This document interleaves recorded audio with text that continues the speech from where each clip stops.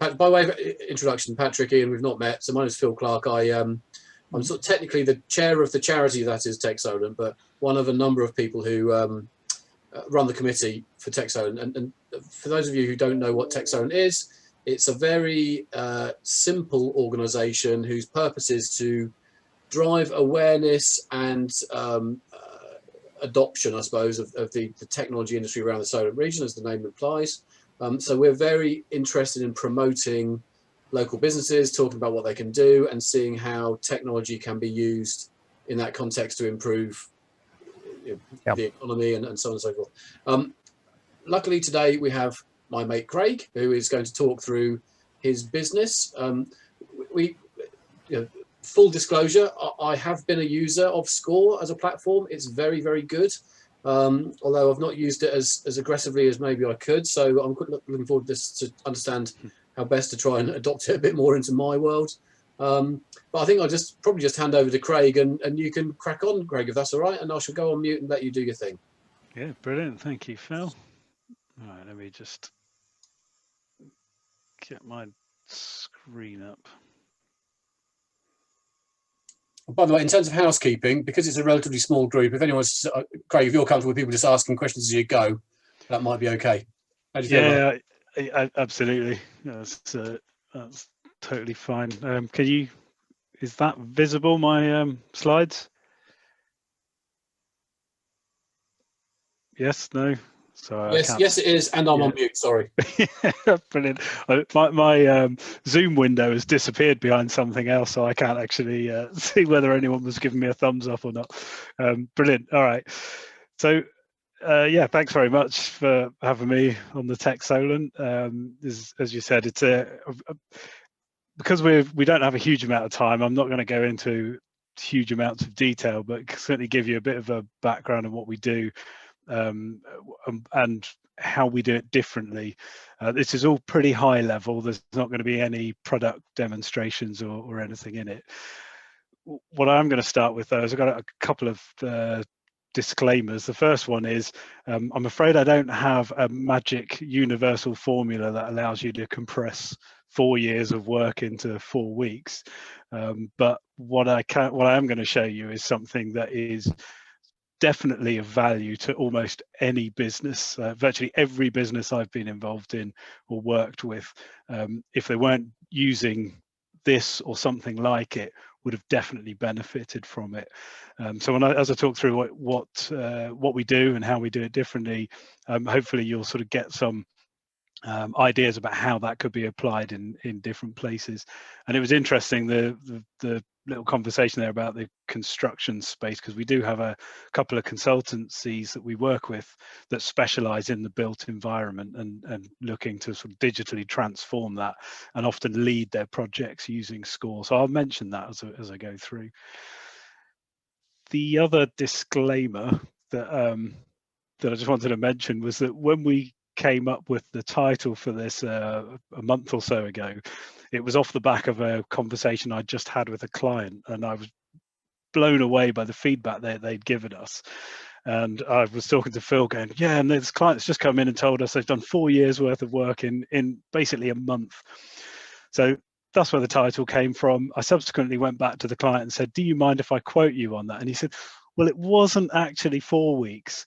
It was more like 10 weeks. So I thought, I can take that. I can live with 10 weeks because that's still roughly 5% the amount of time they took to do this project versus the team that were in there before. So a bit about us, obviously Skore, we make a process improvement software. It's 100% cloud-based. It's designed to make it quick and easy for analysts and consultants to engage with the whole business in this type of project. So it's all about people as much as it is about process. We're based in Portsmouth. We've got 3 founders in the business. We're a team of 9 at the moment, but we're growing pretty rapidly. As founders of the business, the 3 of us have got an extensive background in business change and transformation, worked with organizations from startups right through to global enterprises. And we've got clients we focus on the UK. We've certainly been focused on the UK market the last couple of years, so that is by far and away most of our clients are based. But we've got some good clients in the US. Rapidly catching up to our USA is South Africa. We've got a couple of really good trusted partners out there who are doing some really good stuff. So that's picking up really well as well. But essentially, what I'm going to take you through now is a bit of a tale of how we set out to make businesses more agile and have been disrupting management practices as a result of doing that. So I'm going to start off by introducing you to Dave. Dave is the client that I mentioned that that came to us with this brilliant quote. Dave is a CEO of a consulting company, IT consultancy called Marjolo. They work with large private businesses as well as central government. And it was one of the projects they were working on where they came in. This team had been working for about 4 years on this project. They probably would have carried on for another year or two and still not made a huge amount of progress. And what the team did is they said, let's start from scratch, but we're going to do this in a completely different way, and we're going to use Skore. And as I said, within 10 weeks, they'd managed to essentially deliver the same piece of work. And that's indicative of the types of stories that we're starting to hear more and more often now. And I've got a few other quotes that we've had recently. A team that managed to remove 80 days from their typical program cycle. The one in the bottom right hand corner, we reduce the average project time of 12 weeks to 2 weeks, is one of the consultants that I mentioned is in the construction industry. And this is where they're going in and doing the sort of strategic discovery and analysis work before setting a digital strategy for a construction business. And so they've massively reduced the time that takes, and obviously that's an impact on the cost for the end client as well. And one of my favorite ones was this logistic company where they actually asked me to come in and quote them for a piece of work. And I looked at it, I said, that's probably 2, maybe 3 days. They said, great, when can you start? And I get the diary out. I said, I could probably do Friday, Monday and Tuesday next week. Brilliant. So we went and helped them do this piece of work. And it was only after we started that they told us that their internal team had quoted them 6 weeks to do it. But there was a 4-week lead time because they had other projects on the go. So let's just have a look at exactly what it is that we're talking about here. And there was a great article in the Grocer magazine earlier this year. Obviously, in the circles that I operate in, this was shared around quite extensively, so it was worth bringing up. Tesco's undertaking massive process mapping project. Yawn. Obviously, this title of this article was written by a vendor or a consulting company, because I'm sure that Tesco's would have never written that.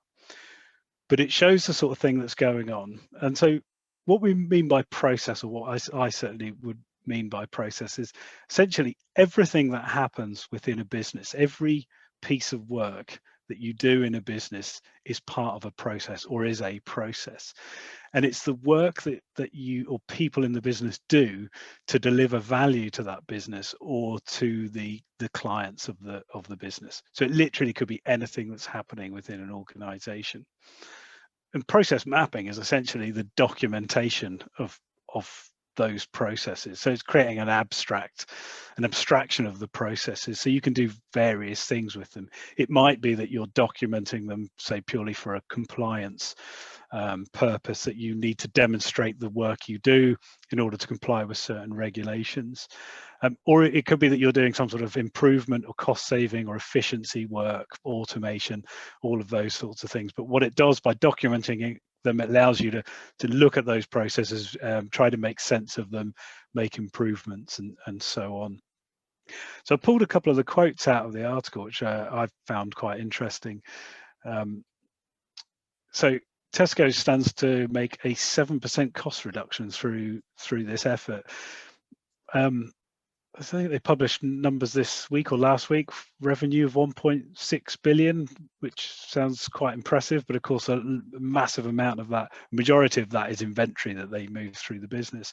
So I did a bit of digging and I found that operating costs for 2020 we were just under 60 million. So that's a sort of £4 million saving that they could be making over a year. So that could be quite impressive. The other bit that I found really quite interesting is this piece about, well, functions within the business will increasingly be able to see their entire business laid out from high level to granular detail in order to identify opportunities for improvement. So it's quite impressive that they're thinking about how do we essentially empower the business to be able to find opportunities for improvement themselves and to hopefully implement them. But also this piece about this visibility is giving the leadership team confidence in their decision making. So I think that the 7% cost reduction thing's interesting. I saw there was a comment came in that sounds like quite a lot for a process mapping exercise. I'm pretty sure that this project is still in its early days, and that's a bit of a finger in the air estimation. Craig, the scope of this, was it every process that Tesco have, or is it just their logistics, or just, I mean, I'm just out of interest, really. The way they've written it in the article, it sounds like it's they're talking about the whole business end to end, top to bottom. Wow. The interesting bit about this is the next bit, because like I love this, what they're talking about here is giving this visibility across the business. Yeah, that transparency, this idea of, okay, if we've got that level of visibility, we can have a real confidence in that decision making. Because if you're tinkering on the edges, as we were talking about before, Phil, yeah, anyone can get involved in doing that. But if you're the leadership team and you're thinking about big strategic decisions, having that level of visibility would be incredibly powerful. Saying that in this regard, every little helps, surely. Yeah, that was the quote I should have put in there. Hey, brilliant.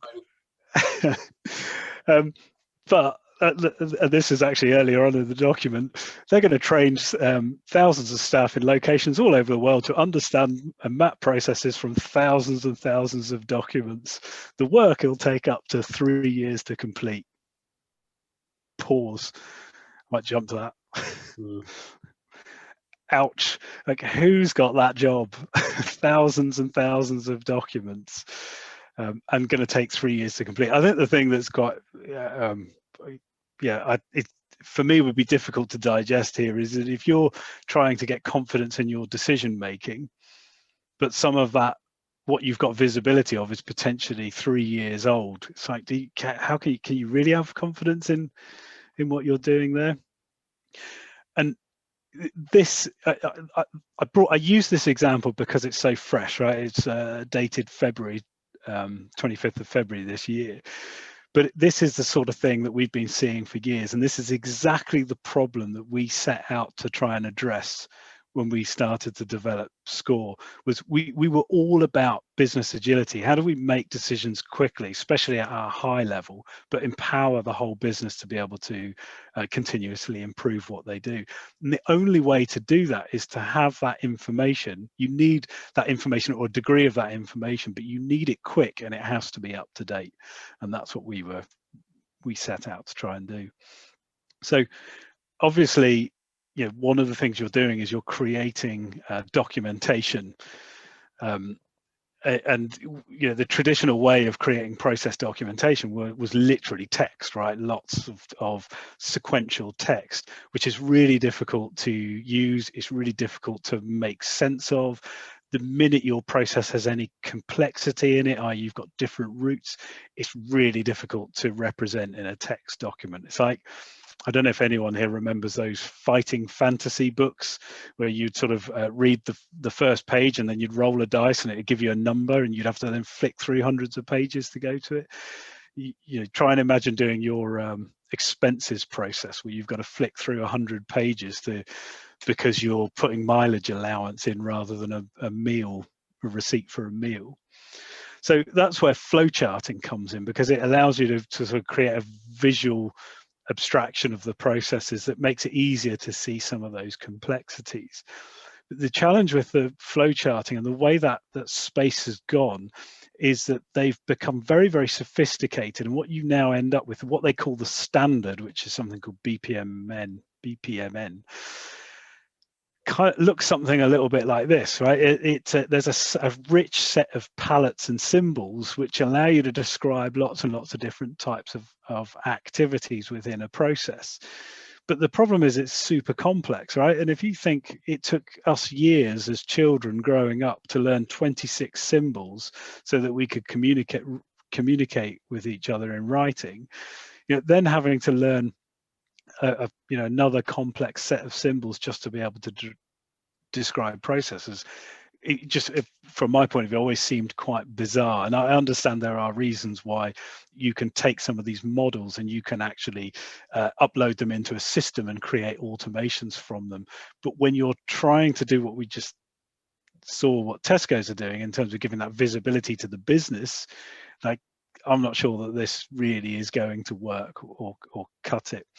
And so what we were trying to do when we set out to do this was to really rethink how you do this type of work and how you capture this process. And one of the first things we did was to just go right back to basics and say, what is it that we really want to know? What are the key questions we need to ask people to really understand how this process works? And it's essentially what happens, right? It's an activity, it's a piece of work. So we just say what it is.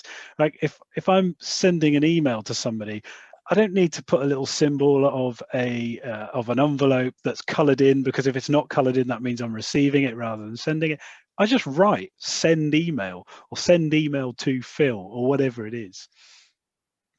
We also ask who does it, and again, sounds really obvious, but the amount of times you sit in a conversation with a group of people about their process and say who does it, and they all look at each other, you immediately know there's going to be some sort of problem, because they're not clear in their own minds about who actually does this activity.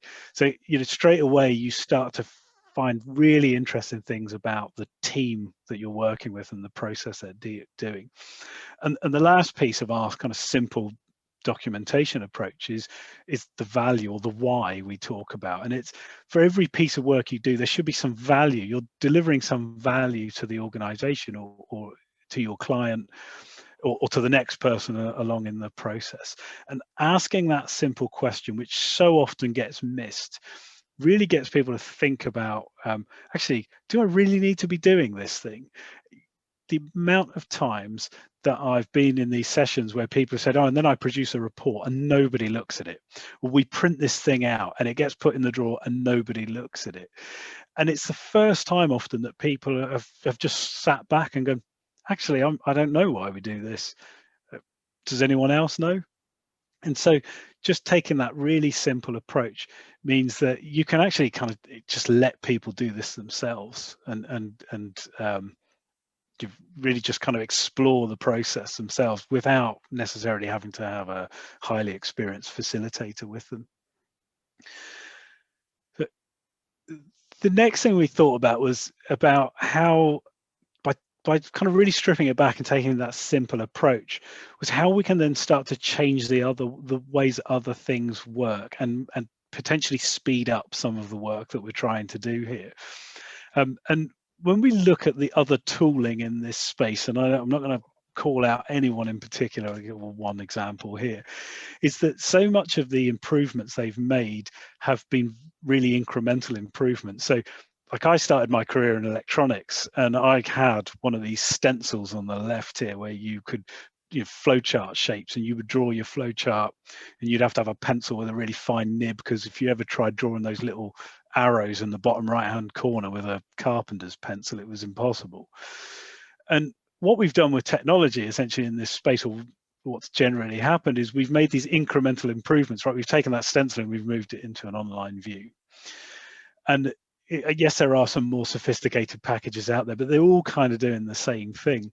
And the other thing that's happened really recently is this kind of explosion we saw, especially the pandemic last year in these whiteboarding products, and they were around before, but they really sort of took off a year ago.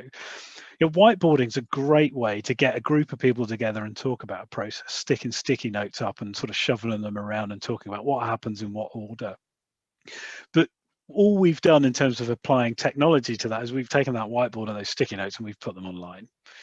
And it's not kind of super exciting. And what we saw was an opportunity by, as I say, stripping back to that simplicity of the building blocks. We saw an opportunity to look at that in a different way. And so rather than just training our horses to be faster, we went and we've created a motor car. And I used in hindsight, I should have used a Ferrari, really. I used a Model T Ford, because although I know it's been disproved that Henry Ford ever said this about faster horses, he's still associated with it. But essentially what we've done is we've taken that building block, and when you map a process in Skore, that data that just describes the steps and the order they happen and who does it is incredibly valuable. And what it's allowed us to do is actually start to look at that data in different ways. So literally, as you map a process in Skore, like you literally draw a flow chart, you can click a button and you can see a completely different perspective on that process, which is really powerful because it really helps you immediately see where the next potential problem is going to happen, or it allows you to see very clearly where there are delays and problems within the process today, or problems with decision making. It even allows you to simulate, so you can start to say, okay, what if I took that step out? What's the impact on the process? And you can see all of that instantly. So literally, as soon as you put boxes onto the page, you can start to create these different visualizations that give you a different perspective.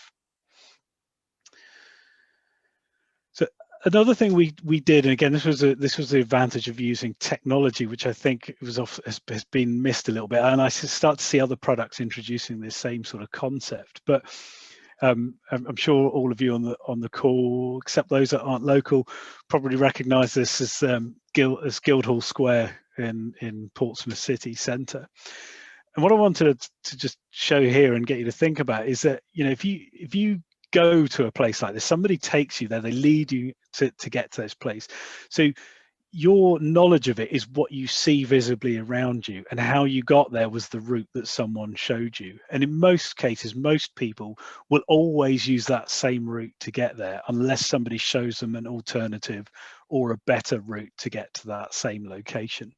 But literally all you can see is what's around you, right? What you can't see is what's behind the buildings here. You can't see whether there's a better or more optimal route unless you invest a lot of time going and exploring that. And it's very similar in work, right? You see what's happening immediately around you, but you don't always necessarily see what's happening in adjacent areas and so on. And that's one of the things that a process map gives you as an individual. You think back to Tesco's trying to empower people across the business to identify opportunities. But the problem with a lot of the models that we see today is they are two-dimensional. So you get this one level up that gives you context of where you are within the process, and it allows you to see wider around. So I can see the train station, right? I know there's a Premier in there. I can see some of the shops, the park, and so on. But what we wanted to do is, we took this idea of Google Maps, right, where you can zoom in and out. As I can keep zooming out, I can zoom out again, I could zoom out again, so I could get to the point where I'm going, okay, I want to now think about how I get to Southampton from Portsmouth. What's the best possible route? And so we built that in as a sort of one-click approach. And the fascinating thing about it was that we wanted to do it so we could build these kind of layers of context so people could zoom in and out. Well, what we actually see happen is when you get a group of people together to talk about their process, what's happening in their business, they start to synthesize that information. So they take those activities that they've put on the screen and they say, actually, these activities are really a subset of this activity. And they group them together and they push them down to a lower level of detail. And they do that themselves. And that means the team get a much deeper understanding of the process, collectively get a much deeper understanding of the process and what's happening in it. As I said, that's something we found that's been really, really powerful. So these are just kind of three key things that we've looked at to do this in a different way. And if we just think about the kind of traditional approach, that the way that 99.999% sure that Tesco's are doing, and certainly the way that we see everywhere we go, is this information is gathered either through interviews, whiteboard sessions. So you go and interview a bunch of people involved in the process, and you'll take notes on a notepad. You'll run whiteboard sessions where you might get groups of people together and you stick sticky notes up, and then someone takes a photograph of it with their phone. You get your thousands of existing documents, you get your spreadsheets, your PowerPoints, and whatever else that you need. And then you go and transcribe that into some sort of two-dimensional digital format. You remember at the beginning of this, you've got a whole bunch of people, you're gathering information from them, and then you narrow it right down to one or two or a handful of people who are transcribing and then synthesizing and analyzing that information to come up with ideas and recommendations. And so you can see how that whole process can take weeks and months to do, especially for more complex programs and projects. And essentially what happens with the three things that I've just talked about and what we've done with the approach is that we compress all of that into often a single workshop experience. So essentially what people do is they come together, and it might be a 60, 90, maybe 120-minute workshop. We get people together. We not only capture and document the process, we get people aligned on it. We develop a much deeper understanding of that process. We use those the analytics and insights to really highlight and pinpoint very specific improvements that they can make to the process. And we see this all the time where people they'll go into a workshop and they'll come out of it going, right, I'm going to go and fix that right now. I didn't know that was a problem before, but now we've talked about it and I can understand it. I'm going to go and do something about it immediately. And so this is just a flavor of how we can completely change the way or compress that time it takes to gather and make sense of the information. Because what we've done is we've brought a lot of these tools together to be done in one place, but we've made it much more collaborative. So it's actually, it's not the gathering information as an analyst or consulting and going away and thinking about it. It's actually getting people together, the people who are day-to-day involved in that process, helping them understand it better, so they actually sort of self-analyze and come up with the improvement opportunities and ideas. And so that's how we enable teams to essentially do in days and weeks what other teams are doing in months and years. And the nice thing about this, just going to ask you a question. So one of the things, as you know, I'm currently working in government, in technology procurement in government. This has probably got process improvement written all over it. Yeah? And one of the biggest problems we've got is half the people who interact on some of these quite complicated buying processes is they don't know why the other people are doing what they should be. So we get a form passed to us, and we do something with it, and then we pass that form to someone else, and they don't know why that form has reached them in the first place. And so does this help surface end to end why it is what it is? Is that all part of the construct? Yeah, absolutely. Because if you take that situation, if someone has even recognized that there's a problem there, right? Because normally if you're coming at this from an external point of view, the problem will often be obvious to you, but when you're embedded in that organization, it's not always obvious that there's a problem, or it's like grumbles that people have over coffee at lunchtime, that sort of thing. Now the problem is when someone in an organization like that says, okay, we think we've got a problem here, let's go and look at it, right? Well, it's going to take 6 weeks or 6 months to go and map the processes in those areas. It's like, well, that's a significant investment of time and money to go and do that. Whereas if you're able to compress this down and do this in as I say, hours or days, that changes things, right? You can go in and get people to talk about these things, because you're very rarely talking about going in and capturing a process to the level of detail where you're interested in keystroke level, right? What buttons do people click? Because way before you get to that level of detail, someone will have gone, you know, my little what box I showed you where it's got the what value as the output. You'll have had two people in a room and someone's going, right, when I finish this piece of work, I'm done this is the thing I've got. And the next person's go, yeah, that's what you always give me, but actually that's not what we need, because the form's always filled in wrong, and actually you're using the wrong version of the form. And you spark that conversation and people go, oh right, well, what is the right version of the form? So because you can do it quickly, you can facilitate and generate those sorts of conversations much quicker, and allow people the ability to see the problem and potentially fix it quickly. Okay, all right, thanks. And I just conscious of time, because again I could talk about this for a long time, but as I said, it's all about, for me, process is a conversation, because you think about how quickly organizations are changing nowadays, that 3 years to do a project to understand processes, it simply doesn't make sense. What you need to be doing is process needs to be an ongoing conversation. And so you need tools and techniques that allow you to be able to do this, because what you'll find is in a bad organization that people will spend all their time talking about all the things that are wrong with the process. In a good organization, they should be talking all the time, talking about how they can improve the process. So I mean, that's it really.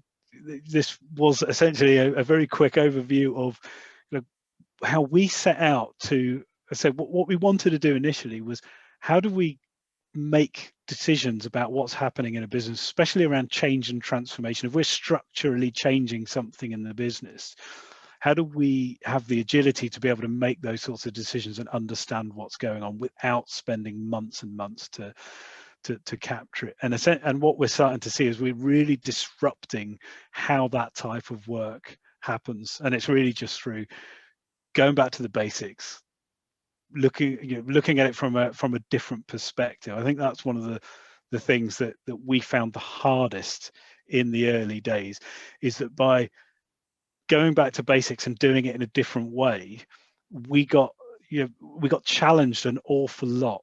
There were a lot of people said to us, that just simply won't work because it doesn't conform with this standard, or it doesn't work the way that other people do it. People were always telling us we were wrong, and we still hear that now.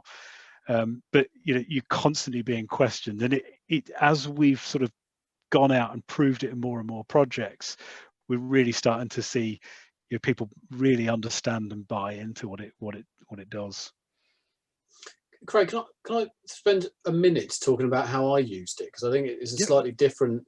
See, for those of you on the phone who I don't know, I mean, I'm in the process of building a product, and one of the things I was trying to work out is how to price that product.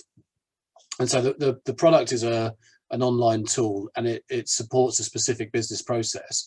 So I used this tool to basically map out the process that my product would replace, to try and understand what the cost of that process would be based on labor rates and that sort of stuff. And it was really just to try and understand what the most expensive bits of the process were, so I could target the marketing at fixing that problem. It took me an hour, Craig, to get the process documented. You sort of were involved, weren't you? And the output was quite stupidly simple, and I think that's probably the summary for me. It was just spending the time drawing it, identifying who's doing what. I mean, it wasn't a complex process. Identifying the cost of that person doing that, and therefore easily getting a summary of what that meant, was really valuable. And that's basically, the product isn't launched yet, but the output was really valuable from a sales perspective and a product management perspective, rather than just a process improvement perspective. Is what I'm trying to make. So yeah, that's the thing about this. It's completely scalable, right? We're seeing these massive now. So these quotes of 4 years of work in 10 weeks, because we're talking about big complex projects. But going back to your use case there, where essentially you're sitting down and trying to make sense of something that is quite complex, you're not distracted by sitting there going, right, what sort of shape do I need to represent this? And where does that line go? And how does that go? It's just it's the basics. It's what happens, in what order does it happen. Exactly. Patrick, not wanting to put you on the spot, but have you seen any sort of process you could apply this sort of basic, simple approach to? Well, funnily enough, what you, Phil, have just been talking about is probably something that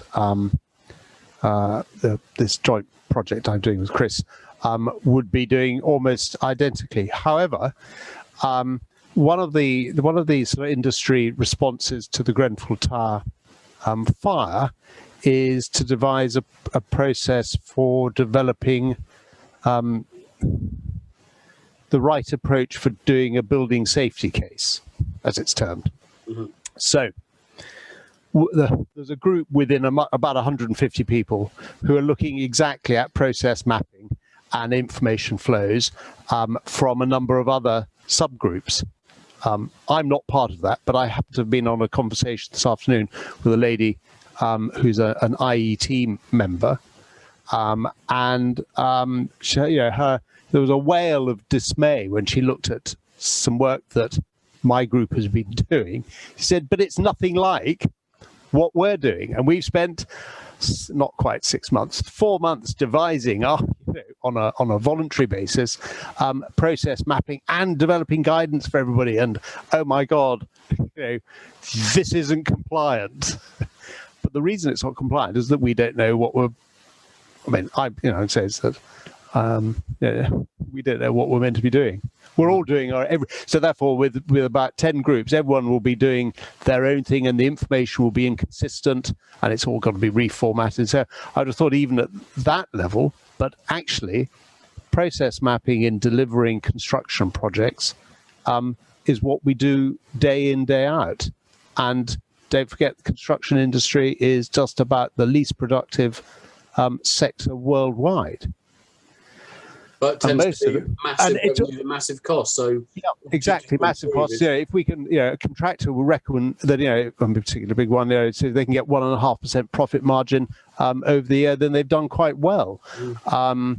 And every project is reinventing the same, a slightly different wheel, but it's starting again from scratch. So I would have thought that Skore or anything that improves the way people approach projects has got to be an enormous bonus.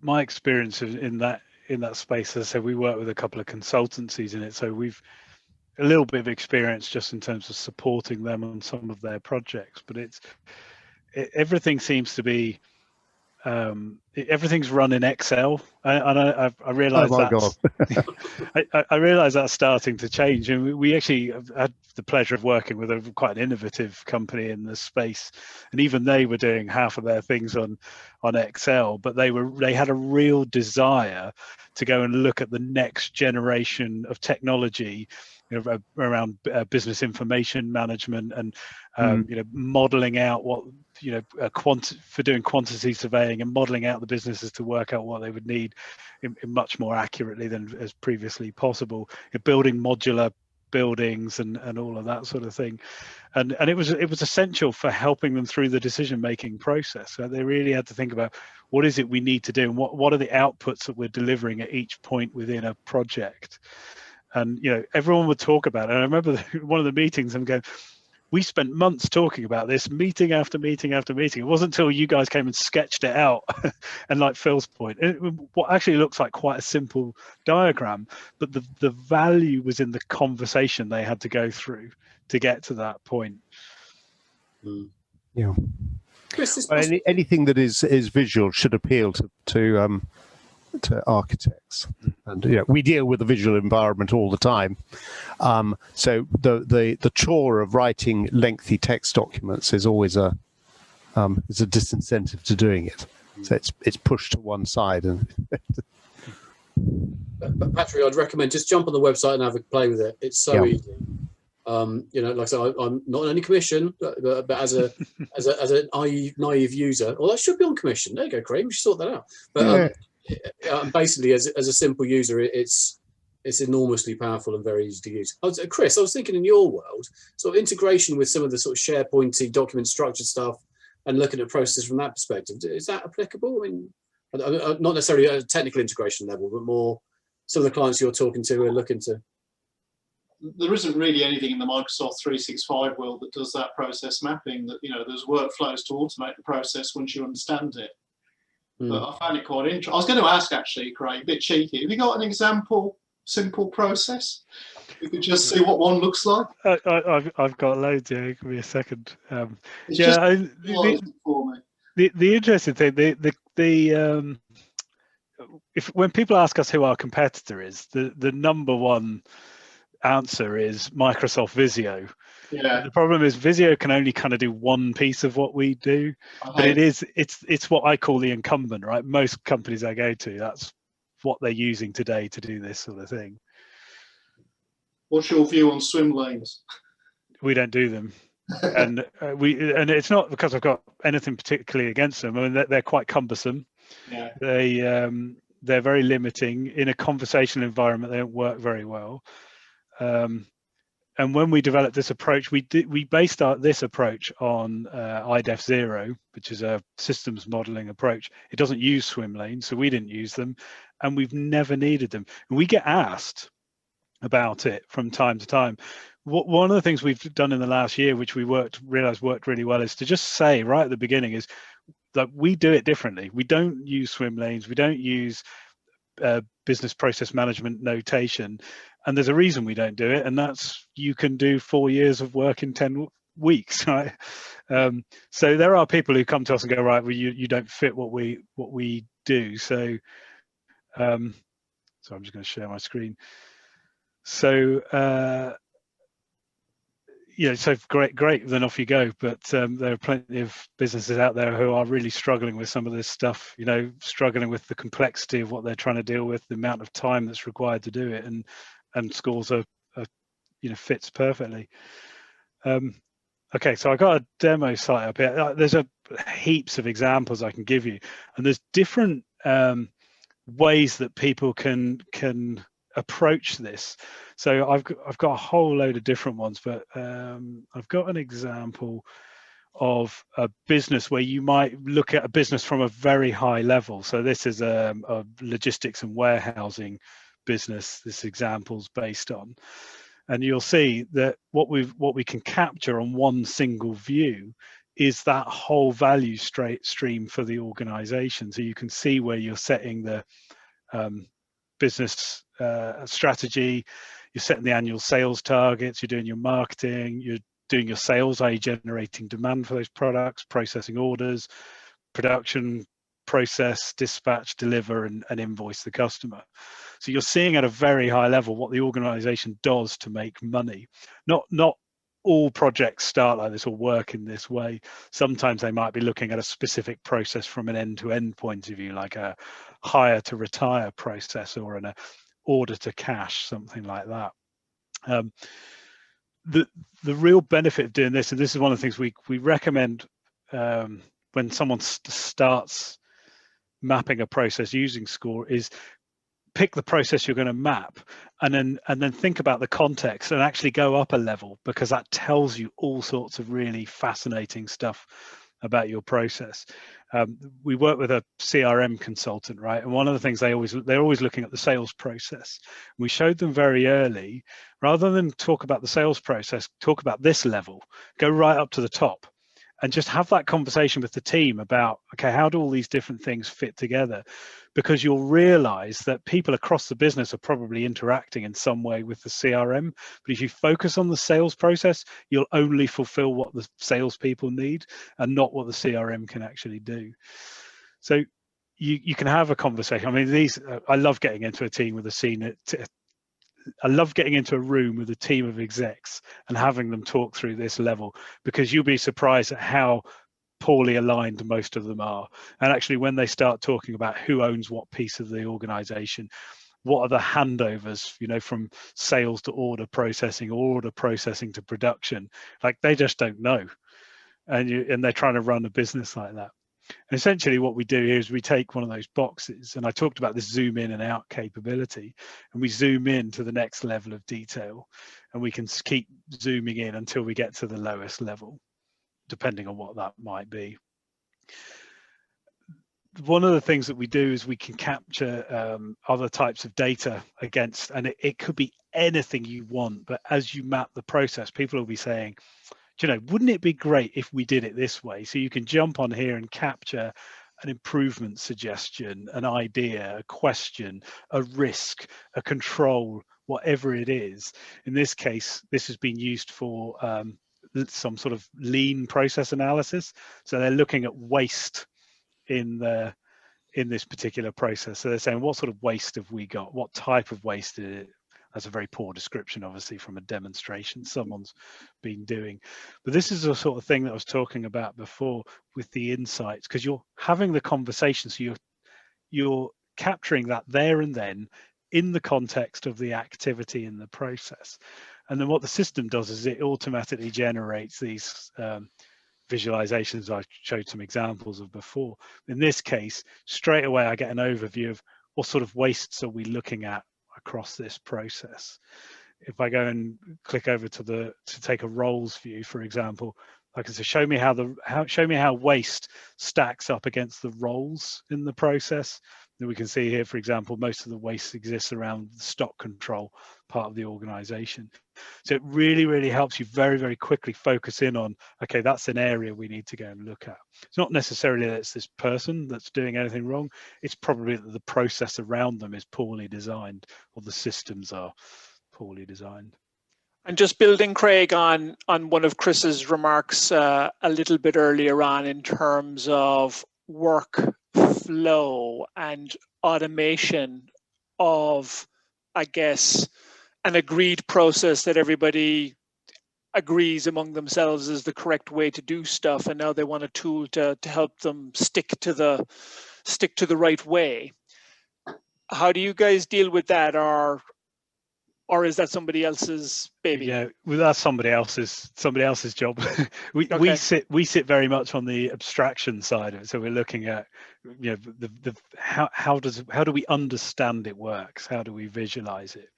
Now, one of the interesting things that happen is that modeling notation I showed a very brief example of, like that, it's really good at doing that, right? You can map a workflow out in it, and then you can load it into a system and it will turn it into code and create screens from it.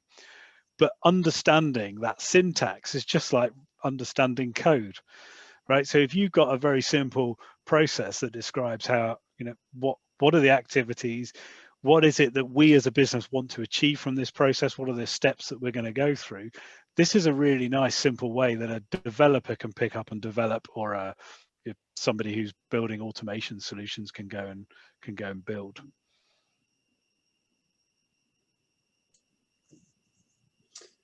Yeah, interesting. It's like I say, what I love about it is just so simple, and it's like I say, when I sat down and did it myself, it's just blindingly obvious, but incredibly insightful. It's just an odd process to go through. Like I say, if we let you loose on HMRC's technology procurement process, you know, we'd all have less tax to pay. I don't know how we do that, by the way. That's a different debate. But it just needs it, and I think that there's probably a lot of that around, in fairness. Yeah, exactly. I mean, when we first came on the call and you were asking about how things are, it is going manic, because we're seeing more and more often now businesses trying to do this sort of thing, especially with what's happened in the last 12 months, right? A lot of organizations are saying, okay, we need to be more resilient. We need to reduce costs where it makes sense to reduce costs, right? A cost reduction exercise can't always just be, you know, let's go into the accounting system and start drawing lines through stuff, right? Because we can start damaging the business if we do that too much. You know, it's got to be done in a much more intelligent way, and really understanding, you're getting people together and understanding the business is the way to do it. So we're seeing a real, we're seeing a huge amount of growth at the moment. And going back to that simplicity, right? A lot of people are used to doing it a traditional way, saying it just takes too long. It's just too hard and too complicated. And if we can find a better, simpler way. Patrick, Ian, have you guys got any more questions? I'm just thinking, aware of time, it's sort of relatively late in the day for people who've been working all day. Not for me. I need to have a go with it first. and then I will probably throw up all the questions will come from that. And you'll regret having let me in on the call. Well, yeah, by all means, get in contact, Patrick. I'm craig.willis@getscore.com. So if you want to. Okay, well, thanks very much indeed. It's been really interesting to see it. Thank you. I'm going to revolutionise what I'm going to do. That's the word, revolutionise. I mean, if it doesn't, I won't admit to it because I'll say that must be my failing. Ian, any views from you? No questions for me, but thoughts. I think it's a great sort of system, and the simplicity of it is so straightforward. Why it's one of those ones that why hasn't it been done before? I think which is always the great innovations on that one. I love the simplicity. I'm one of those with any bit whenever I'm looking at anything to do with my clients and business plans, stuff like that, is you break it down to those very, very basic parts and you put it in this simple bit. And this is great because you can build on and build on. So no, I think it's a great system, and yeah, really impressed. Thank you. All right, guys. I'm assuming none of the rest of you have got any questions. Chris, Michael? No, answered mine. So, Craig, thank you very much for your time, mate, as ever. Really nice to see you. And yeah, like I said, I think obviously we'll publish the video appropriately as long as everyone's happy with that. And, you know, good luck with it all. And as one of our local tech startups that have come good, you know, it's all good for everyone, really. So yeah, absolutely. I'm certainly really looking forward to getting more involved in the Techsolent community and seeing what else is out there. I mean, we've got a few local clients already, and we're certainly always looking for opportunities to work with more. So brilliant. All right. Well, thank you very much for your time. Appreciate it. It's like I say, thanks very much indeed. If no one else got any questions, thank you very much. Nice to see you all. Thank you. Have a lovely evening. See you later. Bye.